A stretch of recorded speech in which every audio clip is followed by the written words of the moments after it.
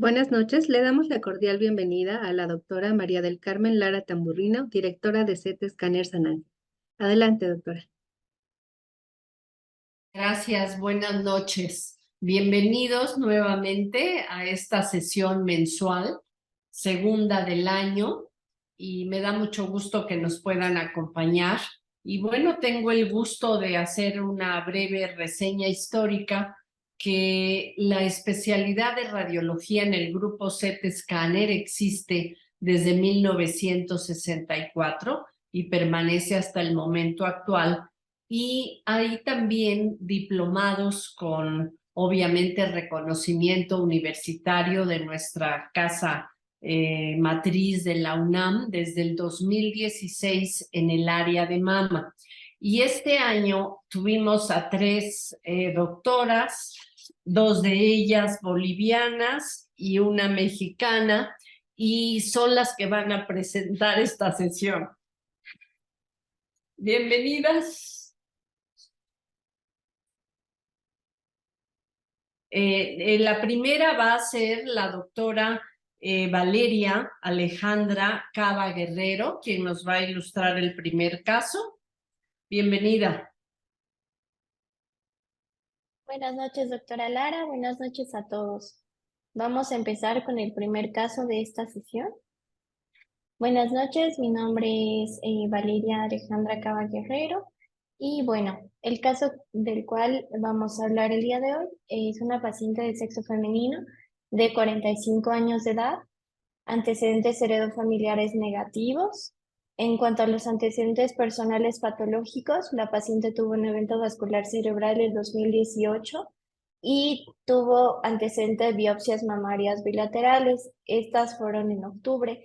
Del lado derecho tuvieron un diagnóstico de benignidad y del lado izquierdo fue maligna.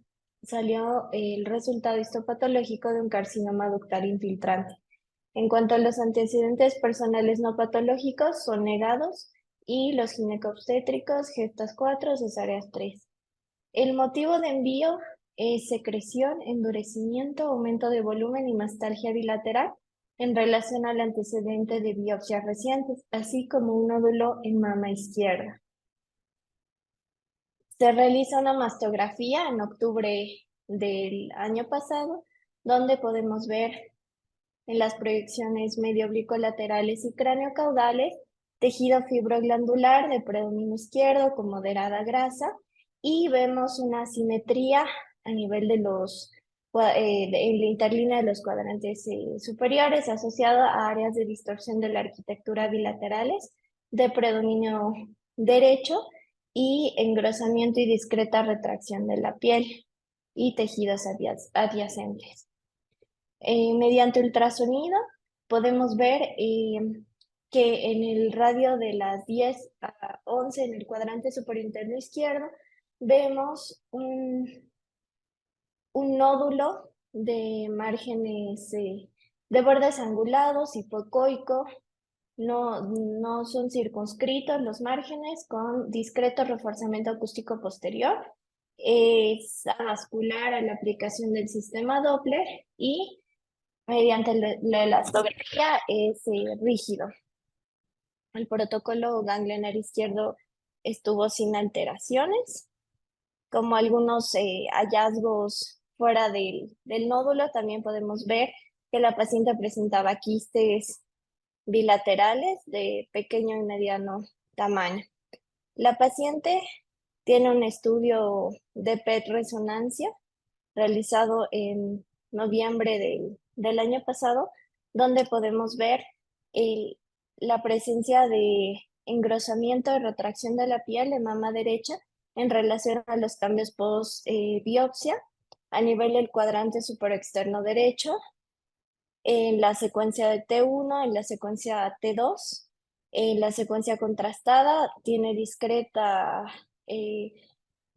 realce en medio de contraste, y en las imágenes de fusión de PET resonancia vemos que hay una captación con un submax de 1.6. En la mama izquierda, en el sitio de la marca oleosa, en el cuadrante superinterno izquierdo hacia el tercio posterior, observamos un nódulo de bordes irregulares con intensidad heterogénea en la secuencia de T2 y un realce heterogéneo a la administración del gadolínio. Y también vemos la imagen nodular en la secuencia de sustracción, localizado a 5 centímetros del pezón, y el músculo pectoral se encuentra sin alteraciones. Esta lesión nos dio una curva de lavado rápido o curva de perfusión tipo 3, lo que nos indica que es un hallazgo altamente maligno. Podemos ver en las secuencias de resonancia también un ganglio axilar alterado en morfología, de morfología redonda con un reforzamiento heterogéneo a la administración de gadolínio y con un Sulmax de 2. En las imágenes de fusión de la PET resonancia vemos la captación anormal del radiofármaco del nódulo, así como del ganglio axilar homolateral, con un Sulmax de 11.9.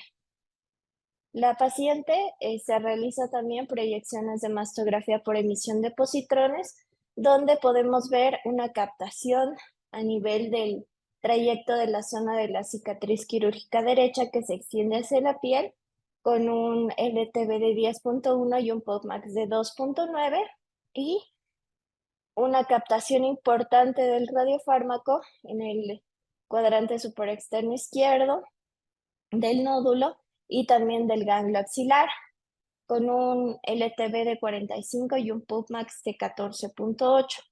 Como hallazgo incidental en el estudio de PET resonancia de cuerpo completo, esta paciente muestra que el ovario izquierdo con folículos en su interior, sin embargo, posterior a la administración del medio de contraste, se evidencia un reforzamiento heterogéneo del ovario izquierdo y una captación anormal del radiofármaco con un Sulmax de 5.7. En conclusión, el PTRM es un nódulo único en mama izquierda de profundidad posterior y, como vimos, no hubo datos de infiltración al músculo pectoral, hallazgos en relación al primario conocido y ganglios axilares sugestivos de depósitos secundarios. En cuanto a esta lesión en ovario, con captación del radiofármaco, fue de probable origen inflamatorio, por lo cual se sugiere una vigilancia en 6 meses, y también la captación de la mama derecha en relación a los cambios postquirúrgicos de probable origen inflamatorio.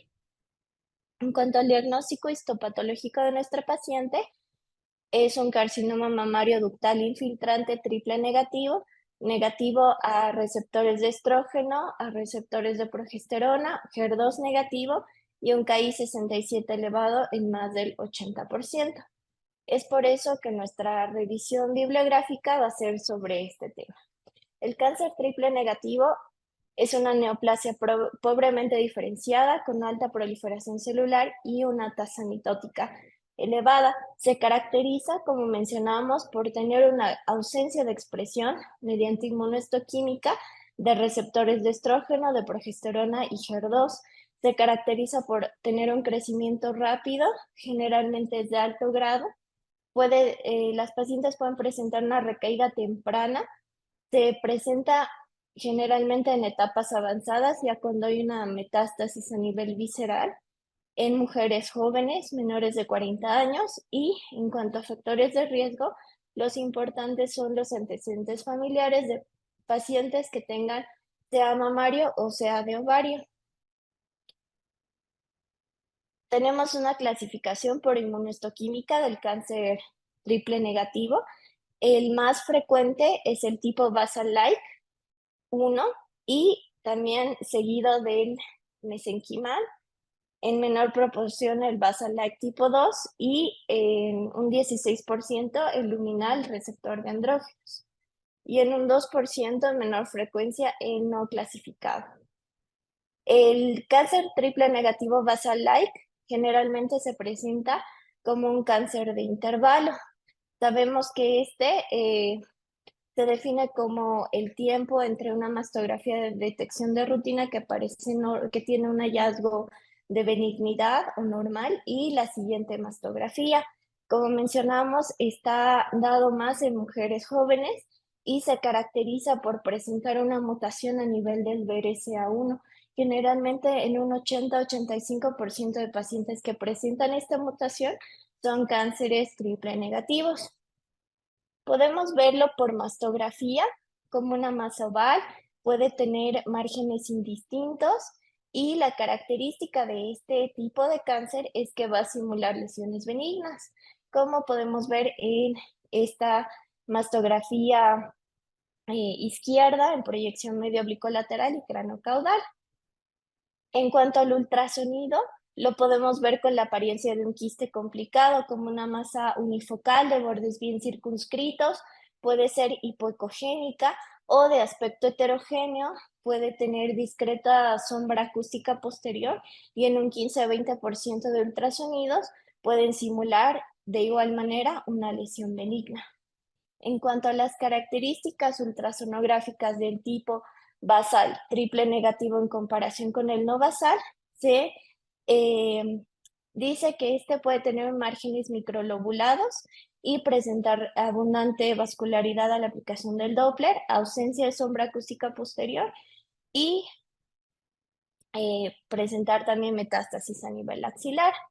La resonancia magnética en el cáncer triple negativo es muy importante. Vamos a ver hallazgos como lesiones de tipo masa de márgenes circunscritos o irregulares. Pueden tener necrosis central, como podemos ver en las imágenes de resonancia. En T2 pueden ser hiperintensos y tienen un coeficiente de difusión aparente más alto en difusión. Además, se han correlacionado valores de captación estandarizada máxima mucho más altos que se observan muy a menudo en estos cánceres triple negativos, como una intensidad de señal T2 elevada y un patrón de realce heterogéneo. En cuanto a otros estudios funcionales en este tipo de cáncer, es muy importante mencionar al PET-CT, ya que nos ayuda a tener una estadificación inicial, la identificación de metástasis a distancia, ya que se ha demostrado en estudios que el 46% de las pacientes con este tipo de cáncer van a tener metástasis a distancia. La reestadificación de la recidiva locorregional también es importante y podemos evaluarla mediante PET-CT. También monitorizar una buena respuesta al tratamiento y también ver las características de mal pronóstico, como una mayor avidez de la captación del radiofármaco. En cuanto a los factores de mal pronóstico, son el alto grado tumoral, la negatividad a receptores hormonales y se cree que esta mayor avidez de radiofármaco, generalmente utilizamos la fluorodesoxiglucosa, en los triple negativos está altamente relacionada con su comportamiento biológico agresivo.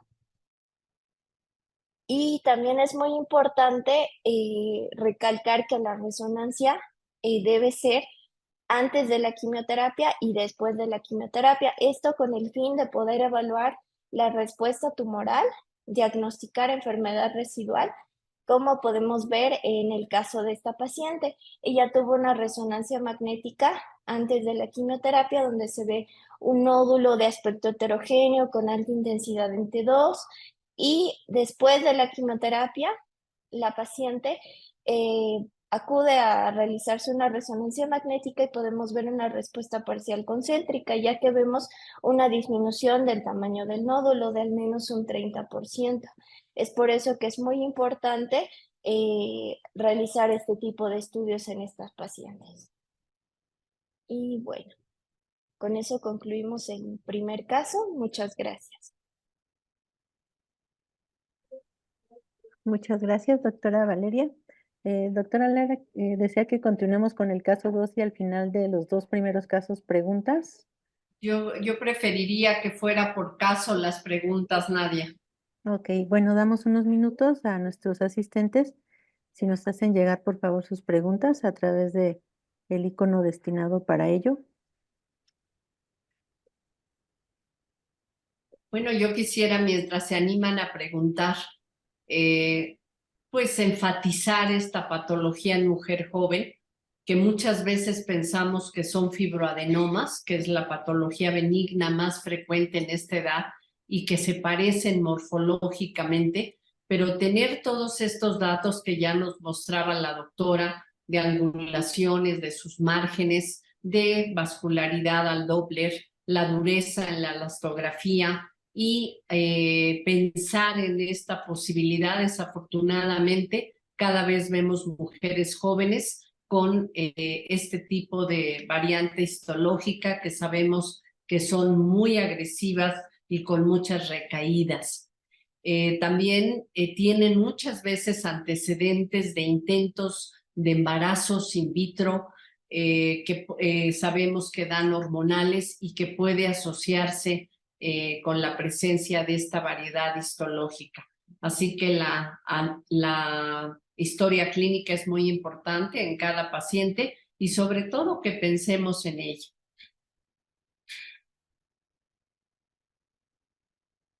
Sabemos que la mujer empieza entre 35 y 40 años a hacerse una mastografía y que el estudio inicial de elección abajo de esta edad, si no hay factores de riesgo, es a través de ultrasonido.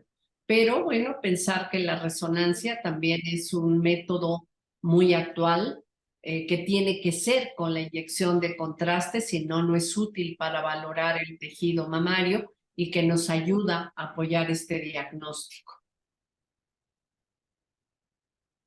A mí me gustaría enfatizar en este caso que la indicación principal del PET resonancia fue evaluar la enfermedad residual. Ya es poco frecuente recibir pacientes con biopsias quirúrgicas diagnósticas.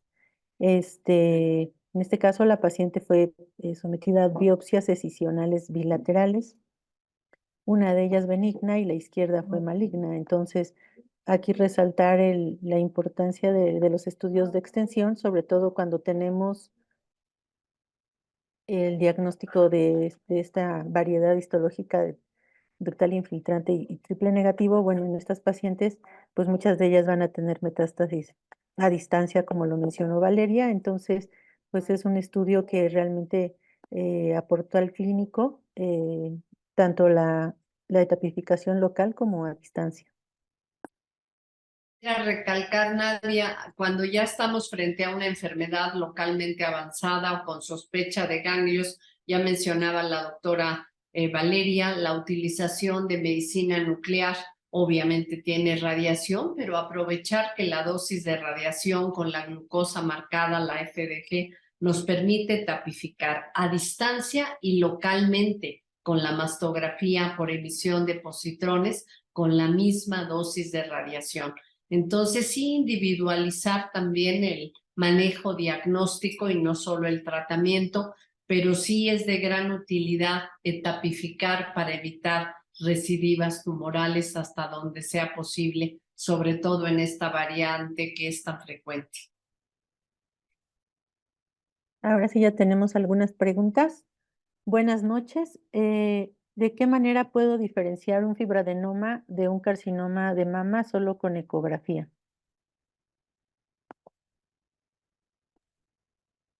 Bueno, ya hablábamos de la morfología de sus bordes, de el tener o no vascularidad, el tener o no mayor dureza en la elastografía, todo el cortejo que acompaña a un ultrasonido mamario, sin olvidar, por supuesto, la palpación de esa paciente, pero todo este historial nos hacen apoyar un diagnóstico de sospecha y recordar que cada vez hacemos con mayor frecuencia biopsias guiadas por imagen y que son muy aceptadas por las pacientes y por los clínicos y por el médico tratante, donde podemos fácilmente tener un diagnóstico sin tener gran pérdida de tejido y ser un procedimiento en el quirófano y así optimizar los tiempos quirúrgicos y planear un manejo adecuado en estas chicas.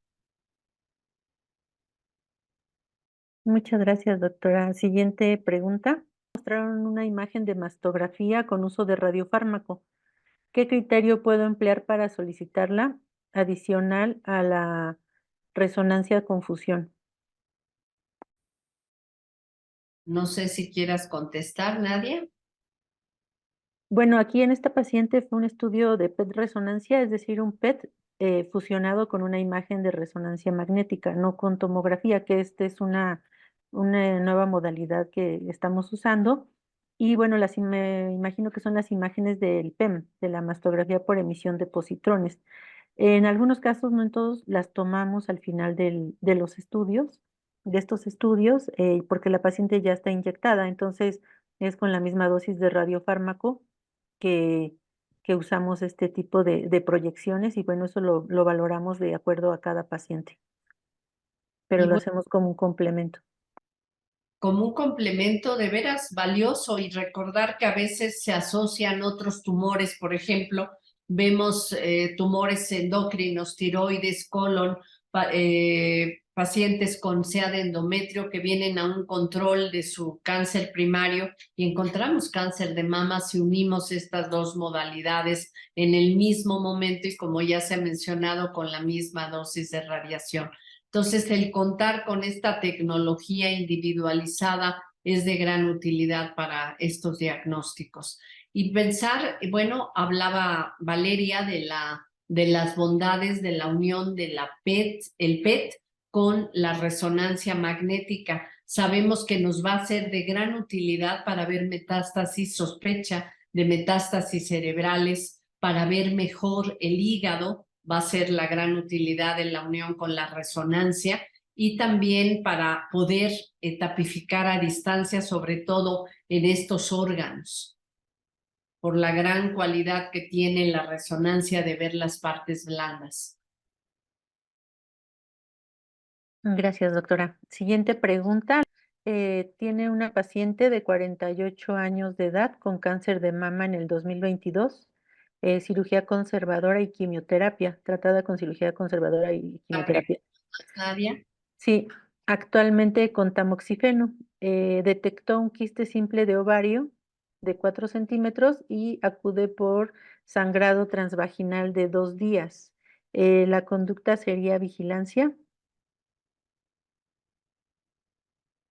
No se oyó toda la pregunta completa, Nadia. No sé si tú quieras contestar para obviar tiempos. Sí, doctora, gracias. Bueno, consideraría que si es un quiste simple, sí podía ir a vigilancia. Lo que el sangrado transvaginal debemos de buscar intencionadamente, pues si tiene alguna anomalía del endometrio por el uso del tamoxifeno. Ahí sobre todo, pues ustedes valorar clínicamente desde cuándo está, si antes lo había presentado, no sé si la paciente es posmenopáusica.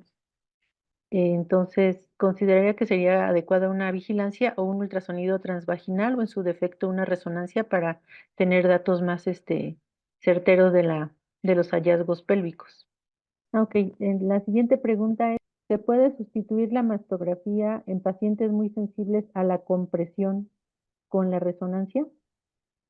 Yo creo que hay que entender muy bien que la resonancia es magnífica, pero muy bien indicada, no se sustituyen, son estudios complementarios. A pesar de lo sofisticado y de sus grandes bondades, no ve microcalcificaciones, que son una de las manifestaciones más frecuentes que se ven en mastografía únicamente. No se ven tampoco en el ultrasonido. Entonces, no se sustituye. Yo creo que los equipos han mejorado enormemente, el tiempo de compresión es mínimo y yo creo que es una labor de educar a las pacientes y no satanizar a la mastografía. Igual la dosis de radiación es bajísima y repito, no se sustituyen sino se complementan. No sé las doctoras que quieran opinar, pero esa es mi opinión, que los métodos primarios, el método primario es la mastografía y complementariamente el ultrasonido, y a pesar de todo también es complementaria la resonancia. Muy bien, doctora. Pues si gusta pasamos al siguiente caso. No, nuestra segunda ponente es la doctora Yilka, que también es boliviana y que va a seguir esta lucha en el Hospital de Oncología, de Cancerología, y está muy contenta con este camino a continuación. Bienvenida, Yilka, adelante. Muchas gracias, doctora. Muy buenas noches. Tengo el gusto y el agrado de presentar el siguiente caso. El siguiente caso es de una paciente de 53 años de edad que tiene como fecha de última menstruación el 17 de julio del 2023, que estas dos, para dos, medicamentos de importancia, hormonoterapia desde el 2020, tiene mamaplastía en el 2008. Tiene estudios con nosotros desde el 2020, donde podemos observar en estas proyecciones de mastografía craneocaudales y oblicuomediolaterales tejido heterogéneamente denso con cambios manifestados por la mamaplastía. En el ultrasonido solamente quistes simples bilaterales y se categoriza como un BRAF2.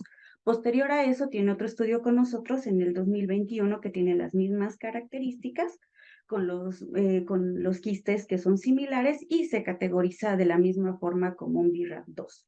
No acude a su control en el 2022. En el 2023 viene con nosotros por una resonancia después de una biopsia que se realizó fuera de nuestra institución, donde se toma dos proyecciones adicionales para la paciente, una craneocaudal angulada y las oblicuo-mediolaterales, que se las realizan antes de la resonancia magnética, donde podemos observar en el cuadrante superoexterno y en el inferointerno calcificaciones pleomórficas de distribución segmentaria, una, como ya dijimos, que se encuentra en el cuadrante superoexterno y la otra que se va a encontrar en el cuadrante inferointerno. Vemos acá la del cuadrante superoexterno, adyacente al clip metálico posterior a la biopsia, y la del cuadrante inferointerno del mismo lado. En la resonancia magnética vemos en la secuencia ponderada en T1 con sustracción, vemos el realce de tipo no masa que se va a extender desde la región retroareolar hasta el músculo pectoral. Acá en el mapa de colores también vamos a observar el mismo realce no masa, y acá en la dinámica vemos de la misma forma el realce de tipo no masa.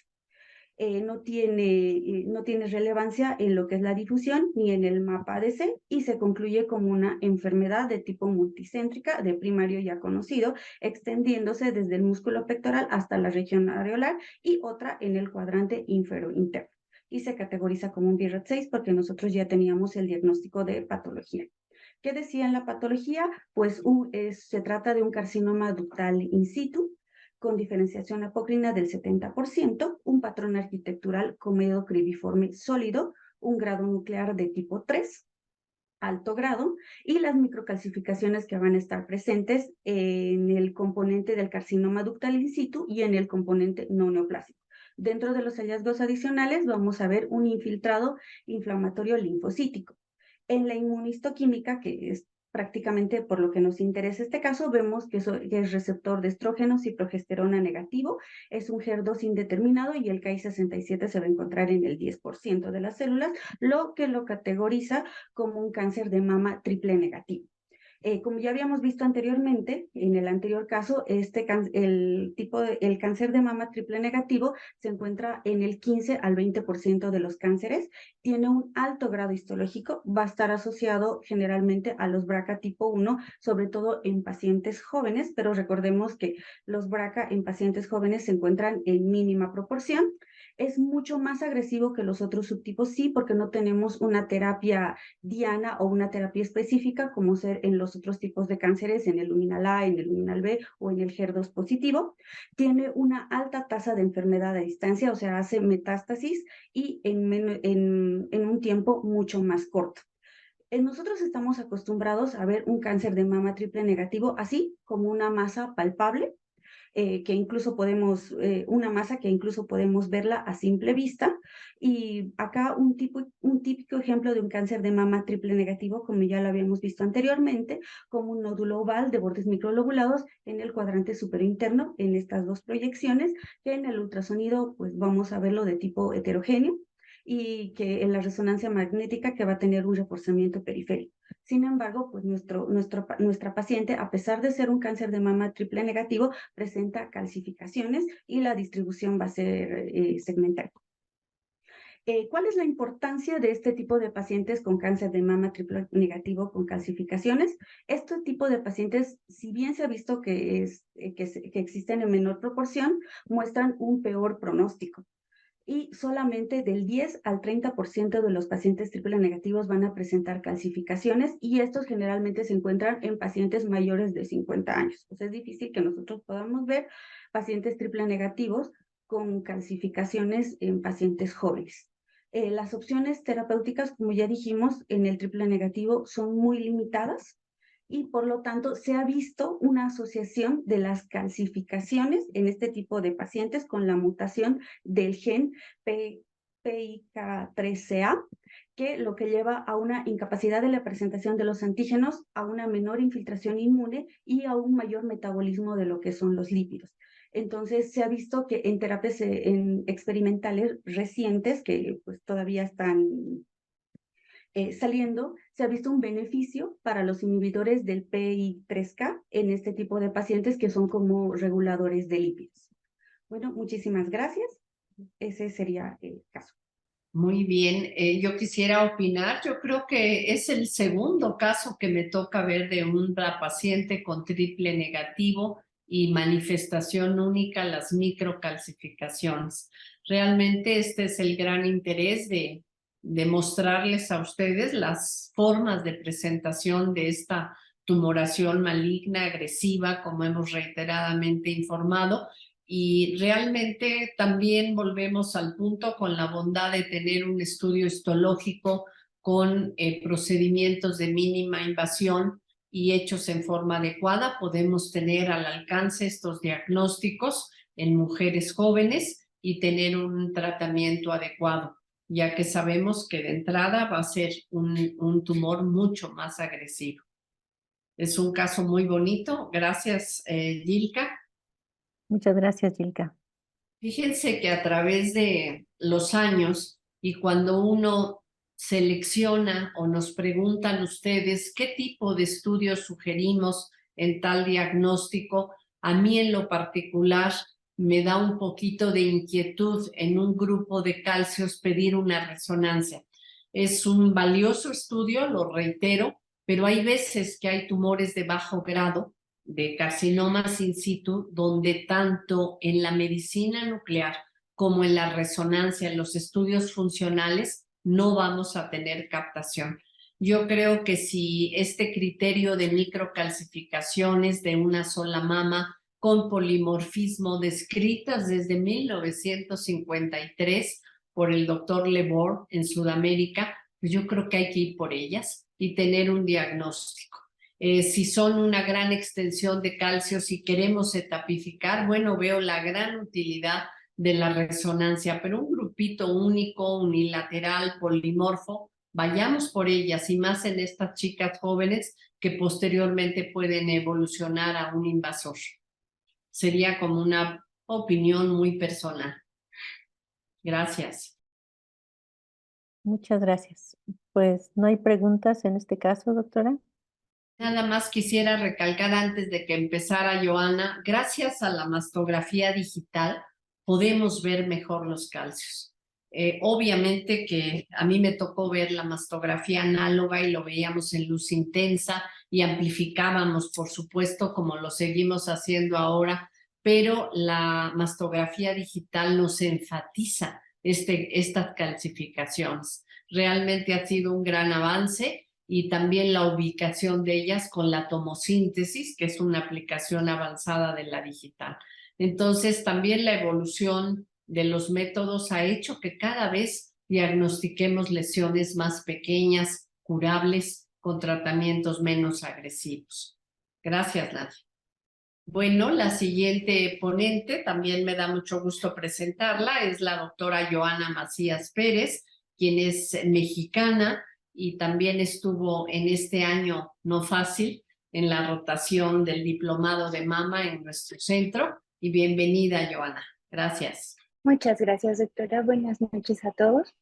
Bueno, para mí es muy grato compartir este espacio con nuestra maestra y más dando uno de nuestros casos clínicos que también han sido muy interesantes en nuestro centro. Entonces, comenzamos con el tercer caso. Tenemos una paciente femenino de 64 años de edad con antecedente de un embarazo y un parto, antecedentes personales patológicos negados y antecedentes familiares negados también. El motivo con el que acude con nosotros es por chequeo. La paciente, la primera vez que acude es en el año 2019. Tenemos nuestras primeras imágenes de mastografía digital en proyecciones cráneo-caudal de ambas mamas, donde podemos observar el tejido fibroglandular únicamente de predominio hacia el cuadrante externo del lado derecho. En esta siguiente imagen tenemos las proyecciones medio oblicuas laterales de la misma paciente del mismo año, donde igualmente se observa un predominio de tejido fibroglandular hacia el cuadrante superior externo de la mama derecha.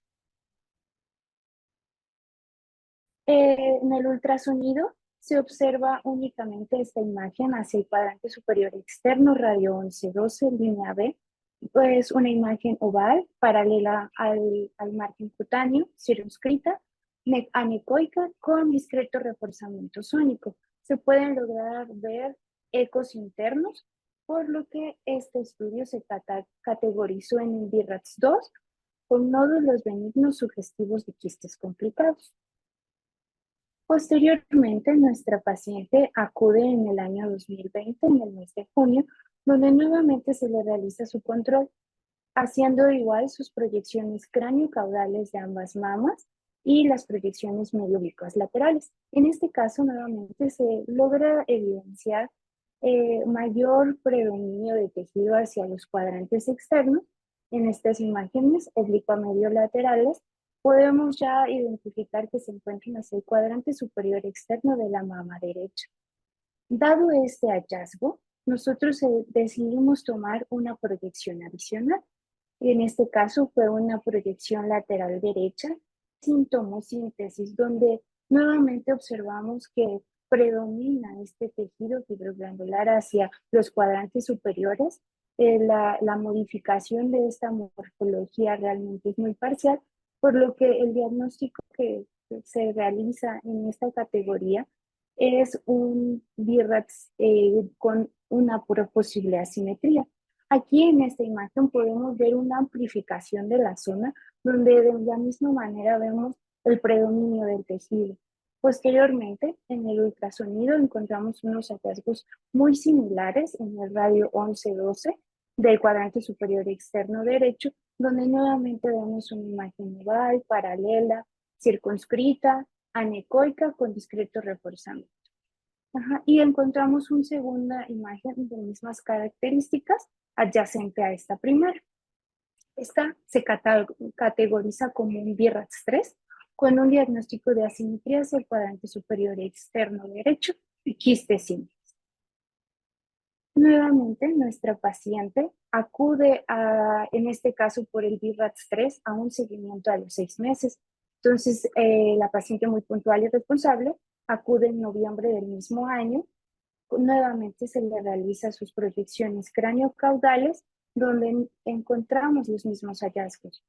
En las oblicuo-medio laterales, de la misma manera, vemos que predomina este tejido, esta simetría, persiste, no modifica en las diferentes proyecciones. Entonces realizamos estas amplificaciones donde llama la atención que este tejido se observa con aumento en su densidad, sin modificación, incluso en las proyecciones de diferentes, tanto en la cráneo caudal como en la media oblicua lateral. Por lo que en esto sí decidimos hacer otra proyección adicional, en este caso una proyección lateral derecha, pero esta vez con cortes de tomosíntesis. Aquí podemos observar los diferentes cortes de tomosíntesis, cómo persiste y no modifica la morfología hacia los cuadrantes superiores. Por lo que en el ultrasonido buscamos intencionadamente esta zona, nuevamente encontrando los hallazgos ya mencionados, en el cuadrante superior externo derecho hacia el radio 11-12 línea B, por lo que continuamos encontrando el mismo quiste de anterior adyacente y nuevamente se categoriza en el BIRATS 3, presentando ya un seguimiento, recomendamos un seguimiento anual. Entonces, como nuestra paciente justamente es muy puntual, acude en noviembre del 2021, donde igualmente en las proyecciones cráneo-caudales identificamos esta asimetría que con discretos y muy sutiles cambios a las proyecciones medio oblicuolaterales persiste. Y en esta ocasión, de acuerdo a los hallazgos de que consideramos que tuvo un cambio muy sutil, realizamos una proyección adicional, pero en esta ocasión fue cráneo caudal con tomosíntesis, donde de la misma forma vemos que la zona del tejido fibroglandular incrementó de tamaño, incrementó de densidad y no cambia su morfología en las diferentes proyecciones, incluyendo en los cortes de tomosíntesis.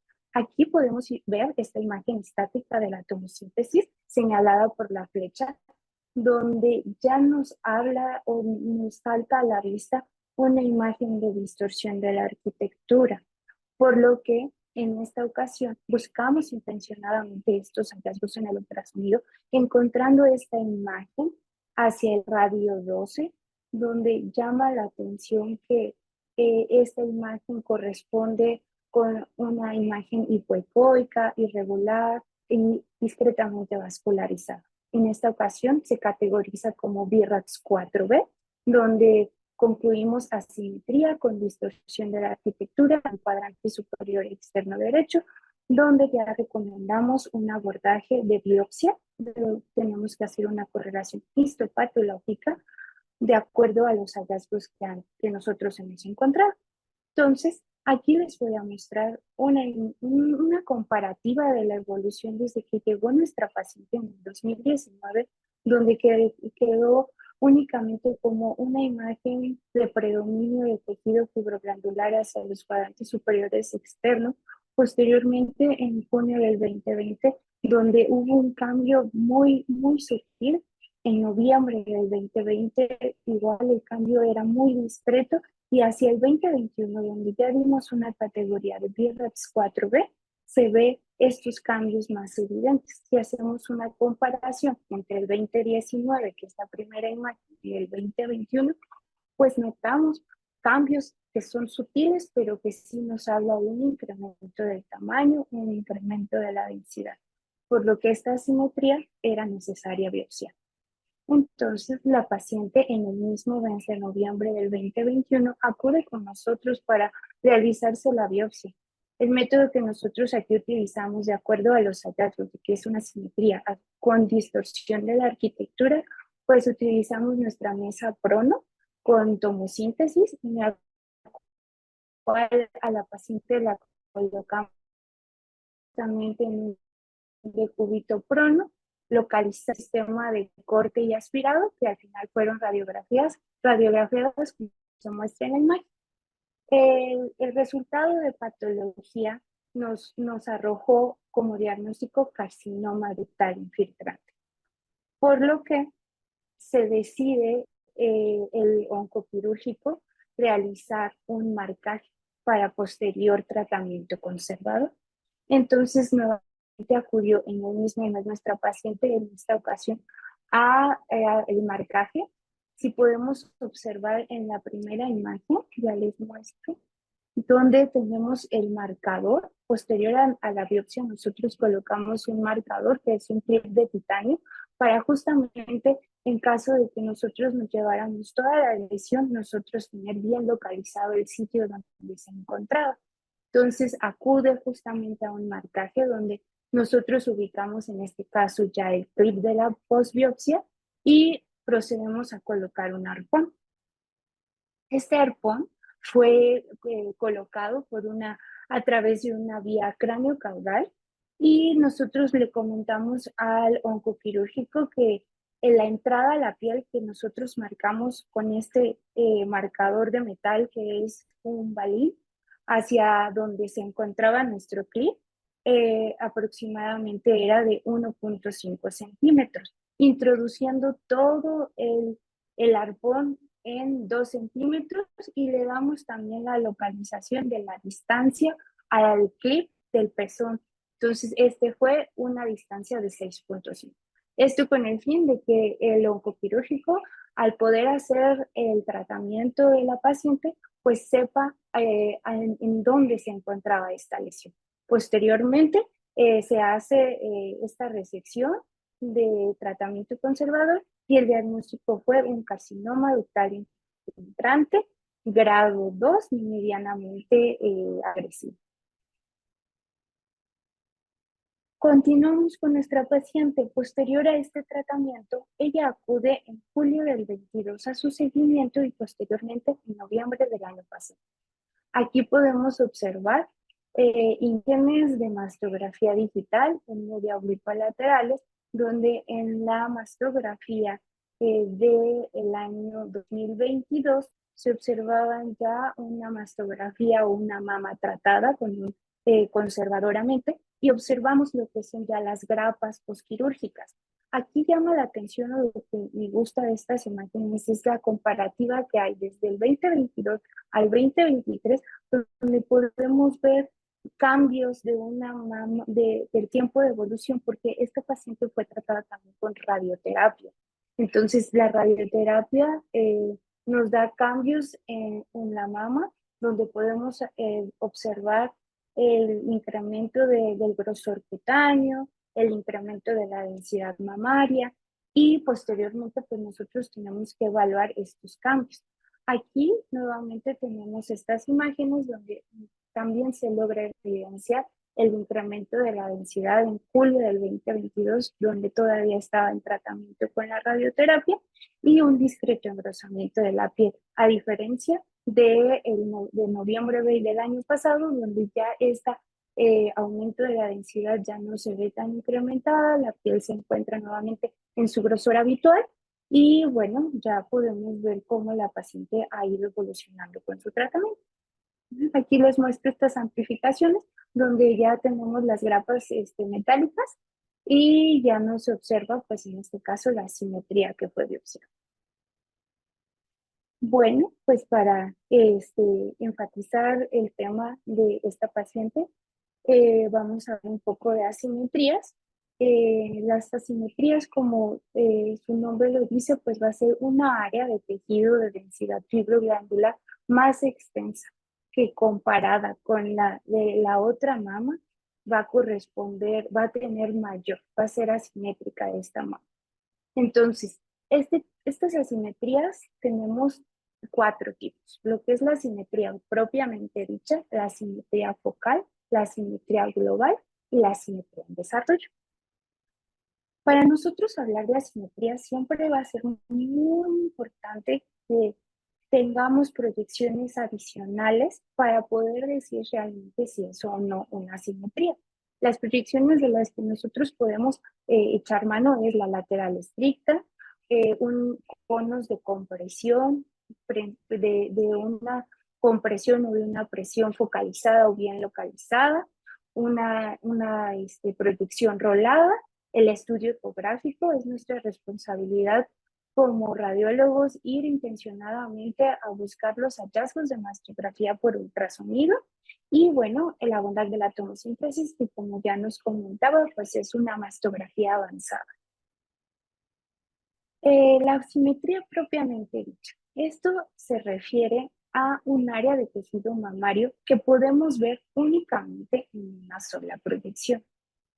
Las características que van a tener es que va a nacer bordes cóncavos, la mayoría, no todas, pero sí la mayoría van a tener grasa en su interior. Se dice que el 3.3% de la mastografía de tamizaje van a tener asimetrías y el 82.7% van a ser benignas, únicamente superposición de tejido. Y el riesgo de malignidad es muy bajo, hasta en 1.8%. Ahora, la asimetría global. Esto es muy similar a lo previo, pero en este caso va a permanecer este tejido en más de un cuadrante. Se dice que el 3% de estos hallazgos en mastografía de tamizaje van a ser encontrados y esto se caracteriza o se cataloga como una variante anatómica normal, excepto si están asociadas a nódulos, microcalcificaciones y o distorsiones de la arquitectura. La siguiente asimetría es la asimetría focal, en la cual va a ser un área de tejido mamario, pero en esta ocasión la tenemos que visualizar en las dos proyecciones. Debe de estar en menos de un cuadrante, sus bordes nuevamente van a ser cóncavos y puede o no presentar grasa intercalada. Esta es de las asimetrías menos frecuentes, se encuentra en 0.8% aproximadamente, como en el caso de nuestra paciente. Posteriormente es la asimetría en desarrollo. Esta asimetría va a ser una asimetría focal o una nueva asimetría. La asimetría focal va a tener cambios a través del tiempo y estos cambios van a aumentar de tamaño y o de densidad, y siempre importante hacerlo en comparación con los estudios previos. Este tipo de asimetría es aún más rara, se dice que es hasta el 0.16% de las mastografías de tamizaje. Sin embargo, a pesar de que es la más rara, es la de mayor valor predictivo positivo, porque va hasta de un 26%. El riesgo pues es incrementado si vemos cambios en una asimetría focal, y más si está asociada a distorsiones de la arquitectura, calcificaciones y o un nódulo palpable, como en el caso de nuestra paciente. Esta es muy importante porque esta asimetría en desarrollo se debe de caracterizar, debe de darse un PIRAX 4B, y la mayoría de estas asimetrías en desarrollo va a ser un carcinoma invasor, un carcinoma vital in situ en muy poco porcentaje. Como conclusión en este caso de asimetrías, pues sí tenemos que tener en cuenta que debemos de ver los hallazgos de mastografía, comparar siempre una mama con la contralateral y ver siempre los estudios previos. Y es nuestra obligación que si encontramos hallazgos que nos alerten, irlos a buscar intencionadamente en el ultrasonido. Muchas gracias. Creo que ya nos pasamos un poquito de tiempo, pero bueno, creo que este caso, insisto en que la utilidad de los estudios previos es en el momento en que acuden con el radiólogo a hacerse una mastografía. Yo siempre insisto en que no se queden los clínicos con las placas en su consultorio, ahí no son útiles. La verdad, nos cuesta mucho trabajo comparar. A veces electrónicamente es difícil contar con los estudios anteriores a pesar de toda la tecnología que tenemos, y por eso somos tan insistentes. Y el comparar con la más antigua, con la más nueva, muchas veces nos puede ayudar, como fue este caso. Y pensar que una simetría focal que se persiste en varias proyecciones, pues pueden ser tumores como en este caso malignos en esta paciente, que afortunadamente que nos tardamos en diagnosticarlo, le ha evolucionado en forma correcta y adecuada. Pues gracias. Muchas gracias. Hay nada más un comentario de que si le pueden mostrar la imagen radiopaca que está en la proyección oblicua derecha inicial. Hay una imagen que le llamó la atención, entonces no sé si la tengas a la mano, Joana, para que no la muestres. Y pues no hay más preguntas, más que... Mientras aparece la imagen, recordar que debemos de conocer la anatomía radiológica y que habitualmente la mama izquierda es más grande que la del lado derecho, y esta es una asimetría global generalmente, donde es fisiológica. Y como ya mencionaba Joana, la focal, muchas veces si hay una palpación positiva, pues son tumores de mama. Esta es la proyección negro-colateral inicial. yo creo que tal vez es el músculo pectoral menor, si lo gusta señalar, no sé si sea esa imagen triangular superior, tal vez sea eso. Este sería el pectoral mayor. Y la verdad es que aquí uno pensaría, perdón, que estos son ligamentos de Cooper. O sea, es difícil evaluar en esta primera imagen. Realmente es difícil esto. La tomosíntesis aquí nos ayuda enormemente a ver estas asimetrías. Pues no hay más preguntas, doctora. Si quiere dar los comentarios finales. Bueno, pedirles que nos ayuden a evaluar, ¿no? Cierto, la encuesta de satisfacción. Pues muchísimas gracias por participar, por estimularnos a seguir haciendo estas sesiones. Ya mañana vamos en estos días a empezar con otro grupo de 3 residentes en esta lucha, en la detección temprana, que sabemos que sigue siendo un cáncer muy frecuente. Así que felicidades, doctoras, y gracias por participar y gracias a todos por hacer posible esta sesión. Gracias. Gracias. Gracias, doctora. Muchas gracias, buenas noches. Gracias. Buenas Buenas noches. noches a todos. Gracias. Buenas noches a todos.